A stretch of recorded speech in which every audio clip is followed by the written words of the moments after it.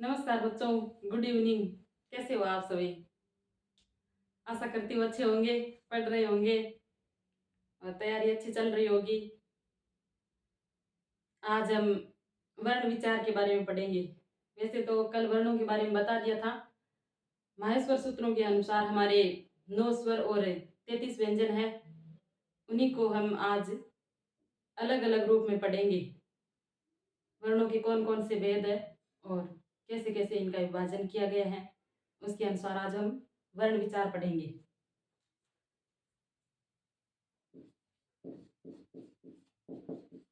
वर्ण विचार। वर्ण किसे कहते हैं? भाषा की जो सबसे छोटी इकाई है, भाषा की जो सबसे छोटी इकाई है, सबसे छोटी इकाई को वर्ण कहते हैं।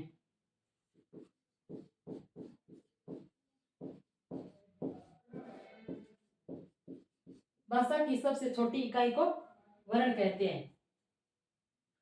पाणिनीय शिक्षा के अनुसार, पाणिनीय शिक्षा के अनुसार, पाणिनीय शिक्षा के अनुसार, पाणिनीय शिक्षा के अनुसार वर्ण कितने माने गए हैं? वर्ण 63 या 64 माने गए हैं।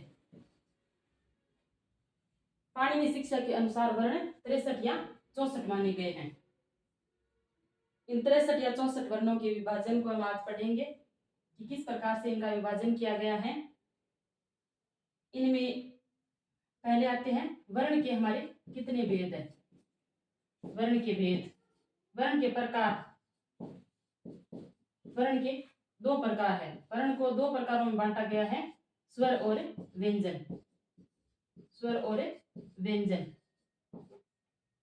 भाषा की सबसे छोटी इकाई को वर्ण कहते हैं और पाणिनीय शिक्षा के अनुसार हमारे 63 या 64 वर्ण माने गए हैं।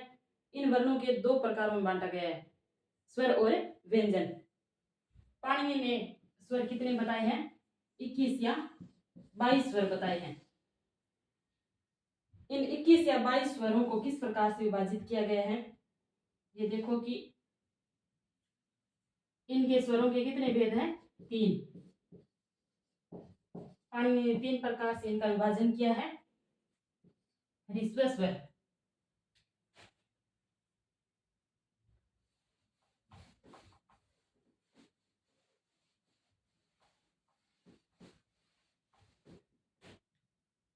स्वर के भेद, स्वर के 3 भेद हैं। पहला भेद है ह्रस्व। ह्रस्व या मूल स्वर कितने बताए गए हैं? 5। ए, ई, उ, री और री। ह्रस्व या मूल स्वर कितने हैं? 5। फिर बांटा गया है दीर्घ स्वर में। दीर्घ स्वर, दीर्घ स्वर हमारे कितने हैं? आ, ई, उ, री। री को दीर्घ नहीं माना जाता है। ए, ओ, आई और औ। इस प्रकार ये दीर्घ स्वर कितने हो गए? 8। प्लुत स्वर, प्लुत स्वर कितने हैं? सभी स्वरों को प्लुत माना जाता है। इस प्रकार जो माहेश्वर सूत्रों में 9 स्वर है, उन सब को प्लुत माना जाएगा। प्लुत का ये चिन्ह होता है ए, ई,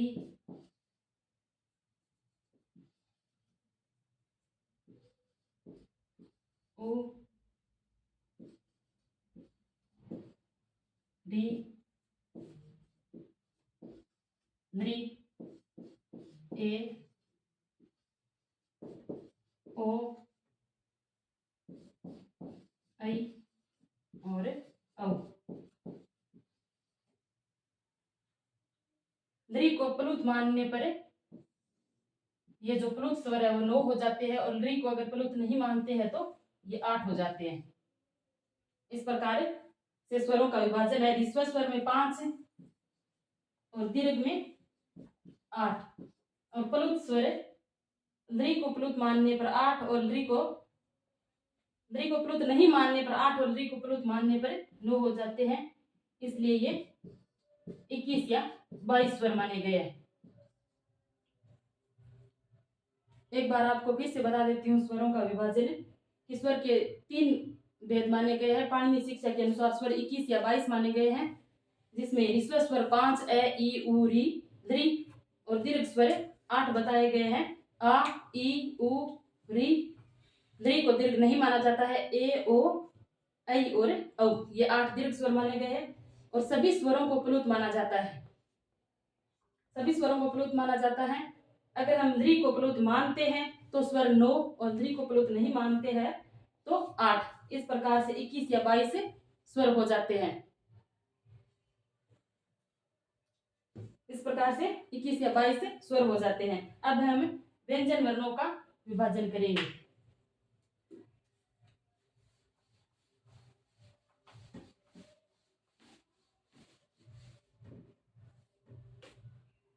पाणिनीय व्याकरण के अनुसार व्यंजन वर्ण भी 42 बताए गए हैं। पाणिनीय व्याकरण के अनुसार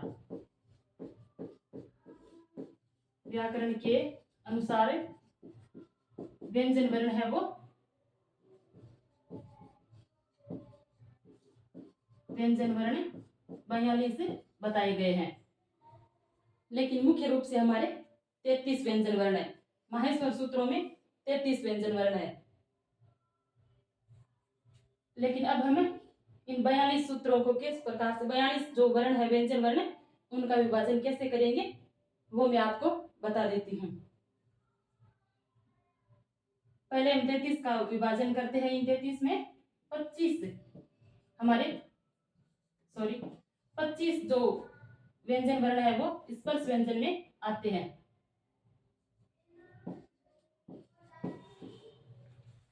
इन 25 को हमें कु चु टू टू हु ऐसे भी बोल सकते हैं। कु में उ लगा हुआ है और कु इसमें पूरा कै वर्ग आ जाता है। कु बोल देने से पूरा कै वर्ग आ गया, जैसे कै ख ग घ और ड। इसी प्रकार चू बोल देने से पूरा च वर्ग आ गया, च छ ज और झ। ट को पूरा ट वर्ग बोलने से ट ठ ड और न। उसी प्रकार ट वर्ग इसी प्रकार प। इनको कु चू टू तू पू बोलने के कारण इनको उदित वर्ण भी कहा जाता है। इनको उदित वर्ण भी कहा जाता है। ये पांचों वर्ग में है, इसलिए इनको वर्गीय व्यंजन भी बोल दिया जाता है। इसलिए इनको वर्गीय व्यंजन भी बोल दिया जाता है। इसी के ये उपनाम है। इन 25 वर्णों को स्पर्श व्यंजन भी बोल देते हैं, उदित वर्ण भी बोल देते हैं, वर्गीय व्यंजन भी बोल देते हैं। कु बोल देने से हमें ये समझ में आना चाहिए कि क का कु का मतलब है पूरा क वर्ग, चू का मतलब है पूरा च वर्ग, टू का मतलब है पूरा ट वर्ग। इनमें आने वाले पांचों वर्ण। इसी प्रकार ये हमारे 25 वर्ण स्पर्श व्यंजन कहलाते हैं। इसके पश्चात आते हैं 4 अंतस्थ वर्ण। उसके पश्चात 4 अंतस्थ व्यंजन आते हैं। अंतस्थ व्यंजन में हमारे कौन से आते हैं? यणो अंतस्था, यणो अंतस्था। इसका क्रम माहेश्वर सूत्रों के अनुसार ही हमें रखना है। ये व र ल। यणो अंतस्था, इनको ये लेवल नहीं करना है। बहुत बार इनका क्रम पूछा जाता है तो हमें यही क्रम याद रखना है, ये व र ल।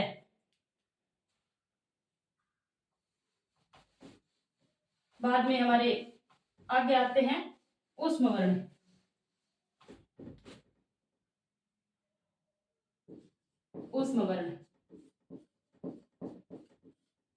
ऊष्म वर्ण यानी सलह उस्माणय, सलह उस्माणय। इसमें स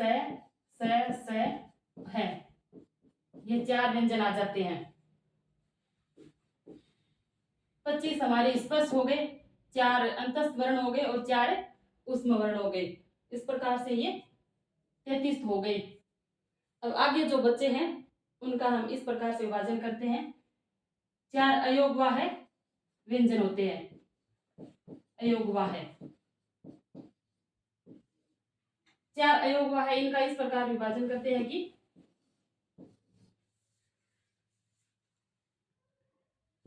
एक तो विसर्ग, विसर्ग को अयोगवाह कहा जाता है, अनुस्वार को अयोगवाह कहा जाता है। अनुस्वार और जिह्वा मूल्य, जिह्वा मूल्य और उपधमानीय, उपधमानीय। ये कौन कौन से हो गए? अयोगवाह में विसर्ग आ जाता है, अनुस्वार आ जाता है, जिह्वा मूल्य और उपधमानीय। विसर्ग और अनुस्वार है ये स्वर आश्रित हैं, स्वर आश्रित, और जिह्वा मूल्य और उपधमानीय ये व्यंजन आश्रित है, व्यंजन आश्रित।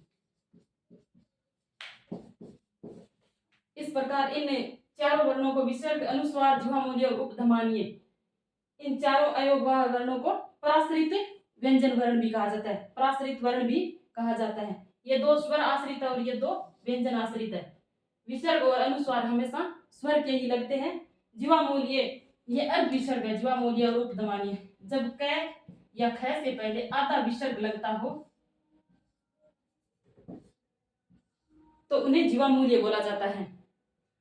उपधमानीय प या फ से पहले, प या फ से पहले जब आधा विसर्ग लगता हो तो उन्हें उपधमानीय बोला जाता है। ये हमारे 4 अयोगवाह वर्ण हो गए। फिर होता है 4 यम वर्ण, 4 यम वर्ण। 4 यम वर्ण कौन कौन से हैं? कु, खु, गु और घुम। ये हमारे 4 यम वर्ण हैं। कु, खु, गु, घु का मतलब है कि ये जो 4 वर्ण हैं क, ख, ग और घ, जब ये 2-2 बार आए और इनके तुरंत बाद वर्ग का 5वां अक्षर आए, ये मैं गणे ने, ये 5वां अक्षर आ जाए तो जो दूसरा वाला क होता है वो यम वर्ण कहलाता है और दूसरा वाला जो ख होता है वो यम वर्ण कहलाता है। इस प्रकार हमारे 4 ये व्यंजन वर्ण है वो यम वर्ण कहलाते। फिर एक वर्ण और बचता है दुह स्पृष्ट वर्ण, दुह स्पृष्ट वर्ण, जिनको हम हिंदी में ल बोलते हैं। ये जो ये वर्ण है ये वैदिक मंत्रों में ही काम में लिया जाता है। जब 2 स्वरों के बीच में ड या ढ का प्रयोग हो तो इन्हें दुह स्पृष्ट वर्ण में बदल दिया जाता है। इस प्रकार हमारे ये 63 या 64 वर्ण हो जाते हैं। एक बार आपको दोबारा बता देती हूँ।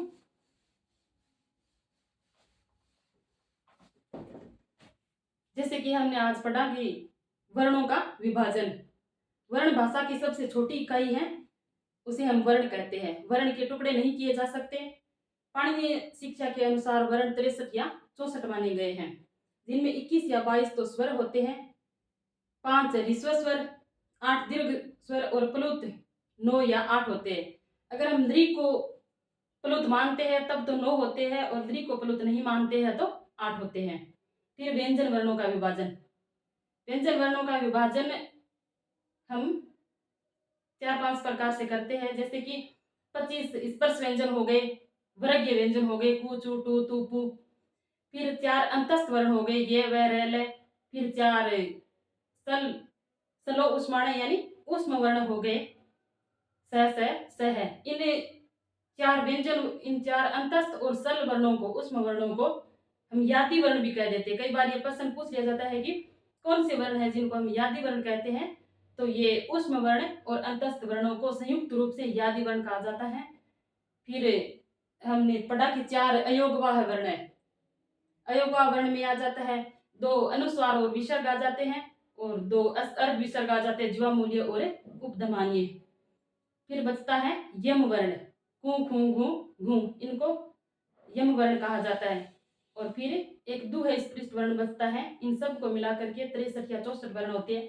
जैसे कि एक बार फिर से देख लो, स्वर है हमारे 21 या 22 और व्यंजन देखो स्पृष्ट व्यंजन है 25 और अंतस्थ हो गए 4 और ऊष्म वर्ण हो गए 4। अयोगवाह वर्ण हो गए अयोगवाह वर्ण अनुस्वार विसर्ग ज्वामूल्य और उपधमान ये भी 4 है और यम वर्ण भी 4 है और एक हमारा दु है स्पृष्ट वर्ण ये 1 हो गया। इन सबको गिनने पर 63 या 64 वर्ण आते हैं। आशा करती हूँ आप सबको समझ में आया होगा और इन सबको पढ़ने के बाद में आपके 1 या 2 क्वेश्चन अच्छे से सही होंगे। क्लास अच्छी लगी हो तो लाइक कर देना। आप सबका बहुत बहुत धन्यवाद। कल हमें इसी क्लास को आगे बढ़ाते हुए इन्हीं वर्णों के जो 63 या 64 वर्ण पढ़े हैं हमने, इन वर्णों के कहाँ से उत्पत्ति होती है, इन वर्णों के कितने आगे प्रकार बताए गए हैं, इनके उच्चारण स्थान और प्रत्याहार पढ़ेंगे। तब तक के लिए धन्यवाद।